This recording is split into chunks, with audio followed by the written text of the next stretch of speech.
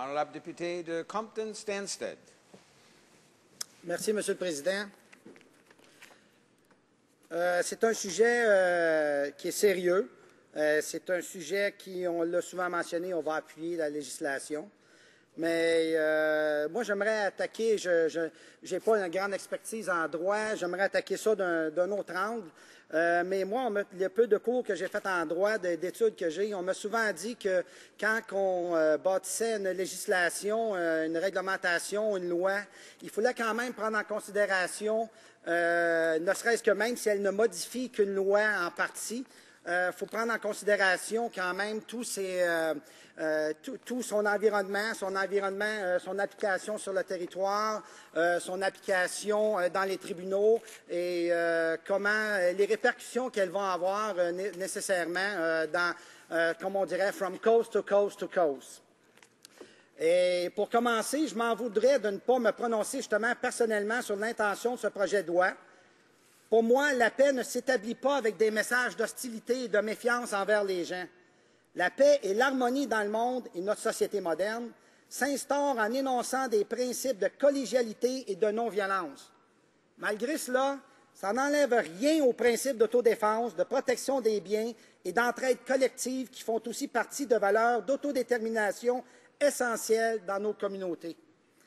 Cependant, lorsqu'un gouvernement est incapable, par ses politiques économiques, d'assurer un revenu et un tissu social adéquat pour ses citoyens et citoyennes, on a probablement passé à côté de la piste, parce qu'un tissu social, ça permet d'harmoniser, ça permet l'harmonie d'une communauté, d'une société, ça permet à une société, à des citoyens et citoyennes d'avoir de l'espoir dans la vie et de bien des fois d'éviter de perpétrer des méfaits. Même constat nécessairement au niveau de l'emploi. Encore une fois, je ne remets pas en question la pertinence de légiférer dans le domaine des arrestations civiles et des moyens de défense déployés. Mais si on est incapable de mettre en place un environnement de vie sociale et économique de prospérité pour tous les Canadiens et Canadiennes de ce grand pays, afin qu'ils ou elles puissent s'épanouir et vivre sans se tracasser du lendemain, eh bien, nous avons failli. Notre grand pays doit se concentrer sur l'aide aux milieux défavorisés et aux plus démunis de notre société afin de leur créer un cadre et un milieu de vie où les tensions sociales sont à toute fin pratique inexistantes. Bien sûr, cela relève plutôt de l'utopisme. Nous avons cependant l'obligation de rendre notre entourage exempt de méfaits. Souvent, la situation géographique ou démographique est un indice de la misère que vivent les gens dans diverses régions du Canada. La population canadienne doit le crier haut et fort afin que des changements surviennent le plus rapidement possible, car l'environnement social et économique est de la responsabilité du gouvernement fédéral. J'aime à croire que l'amour, l'espoir et l'optimisme semblent pourtant tellement plus simples à envisager et à créer et porteurs de promesses pour notre futur. Ici, je ne peux m'empêcher de rendre hommage à l'homme qui m'a inspiré ces lignes, le très regretté M. Jack Layton. J'aime à penser que l'avenir nous appartient et qu'il est entre nos mains. Nous, décideurs élus dans ce Parlement démocratique, s'il en reste quelques souffles, sommes les porteurs de ce message d'espoir auprès de nos citoyens et citoyennes.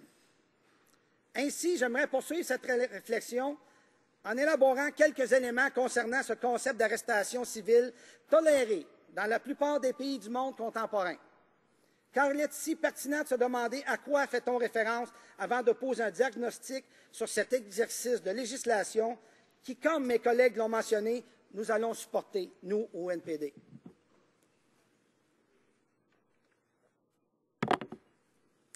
L'arrestation d'un citoyen ou malfaiteur faite par une personne qui n'agit pas comme un membre des forces de l'ordre remonte à l'époque médiévale en Grande-Bretagne.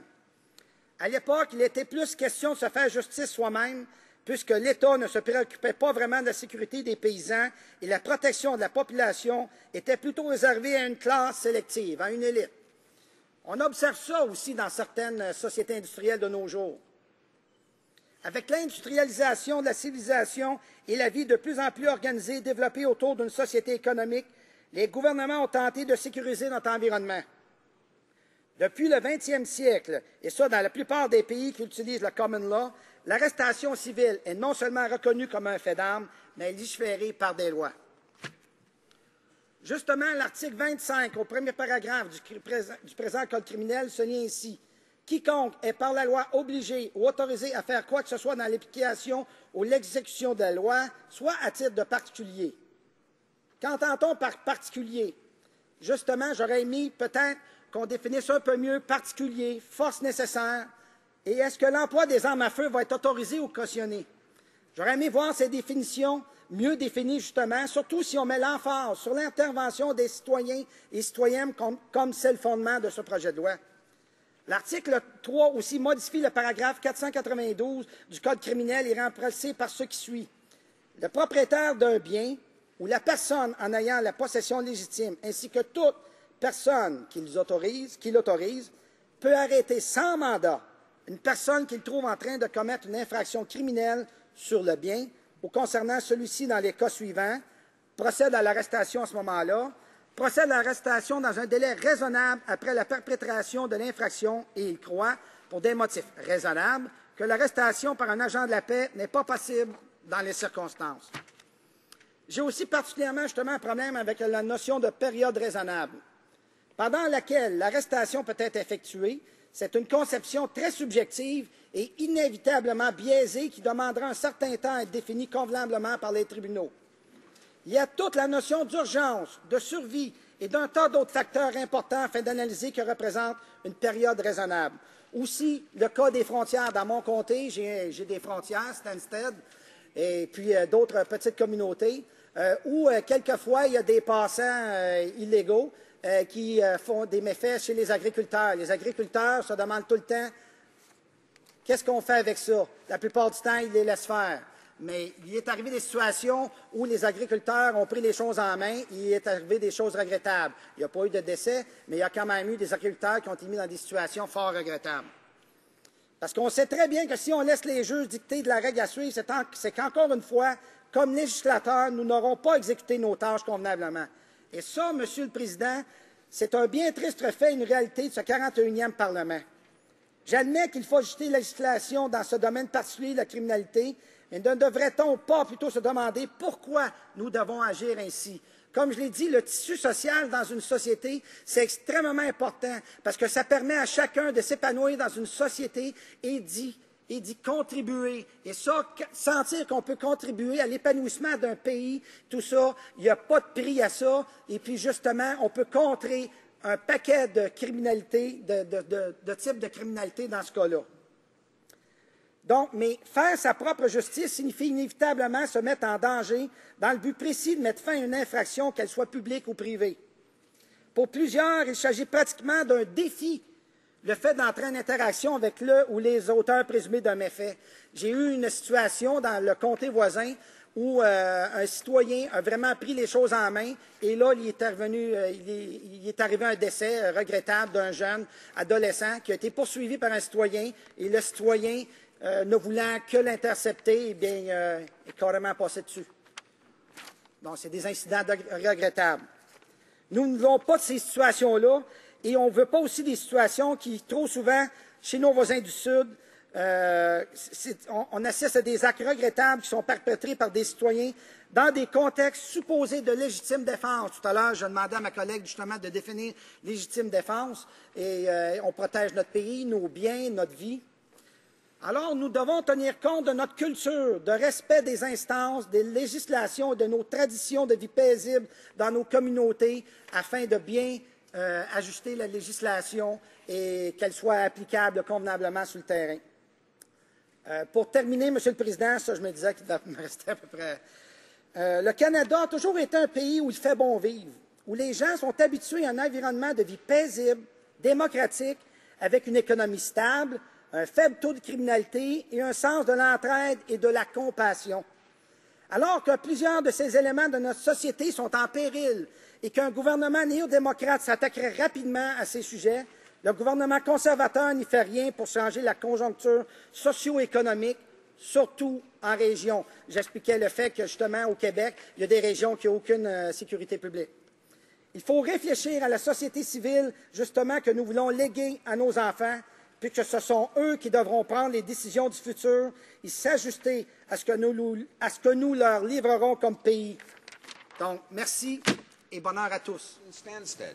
Très bonne question. Parce que justement, quand on corrige des lois, qu'on fait des ajustements, surtout au code criminel, il est bien important d'en informer la population. Et ça se fait dans l'éducation, ça se fait dans la formation, mais ça se fait surtout dans la diffusion de l'information. Et puis ça, c'est extrêmement important puisque, comme j'ai dit, from coast to coast to coast, la vie des gens peut être en danger et peut changer à cause de l'application de ça et à cause aussi, surtout, de les interventions qu'ils feront justement pour protéger leurs biens. Donc, ça serait un aspect extrêmement important et puis qui fait souvent défaut, malheureusement, dans le gouvernement ici. Compton Stanstead. Effectivement, je remercie mon collègue pour l'excellente question. Effectivement, quand je disais que quand on modifie une législation, c'est important de tenir compte de les répercussions et de l'application sur le terrain. En région, justement, dans la région, c'est plus rural, la région rurale, plus agricole, plus, comment je dirais ça, où il y a plus de travailleurs autonomes et de PME, des lieux de villégiature. L'application peut être fort différente, comme je disais, surtout au Québec. Je vais parler la position surtout du Québec, puisque il y a eu une restructuration des Sûretés du Québec il y a quelques années, et puis plusieurs municipalités, entre autres dans mon comté, qui viennent me voir et disent c'est même pas applicable, puisque de toute façon la Sûreté du Québec est même pas là. Quand même qu'il y a une arrestation dans un délai raisonnable, ça sera pas possible. Les sûretés seront pas là avant une demi-heure, avant 1 heure, avant 1h30. Qu'est-ce qui va se passer avec les citoyens qui font cette arrestation? Qu'arrivera-t-il? C'est quand même une question. Et puis, l'application va être fort difficile dans certaines régions, et je pense pas rien qu'au Québec, partout au Canada. Donc, il faudrait peut-être voir est-ce que les prochaines législations qu'on fera et qu'ils soient moins reportés justement au niveau du judiciaire et que souvent, de toute façon, les juges remettent le travail entre les mains du député en lui disant que vous n'avez pas fait votre job, les gars. La députée de Compton Stanstead. Je remercie mon collègue pour sa question. C'est toujours une crainte, effectivement, que le NPD va avoir. Comment les commerçants, les propriétaires de PME, de lieux de villégiature feront pour protéger leurs biens. C'est une question qui reste en suspens. On ne peut pas répondre à ça, mais c'est quand même un danger que certaines personnes, surtout quand ils regardent les nouvelles et qu'ils voient qu'aux États-Unis, eux, prennent les armes pour se défendre sans trop de vision sur les répercussions sur les autres. Donc, ça serait quand même désagréable, absolument inacceptable que certains citoyens se fassent justice eux-mêmes.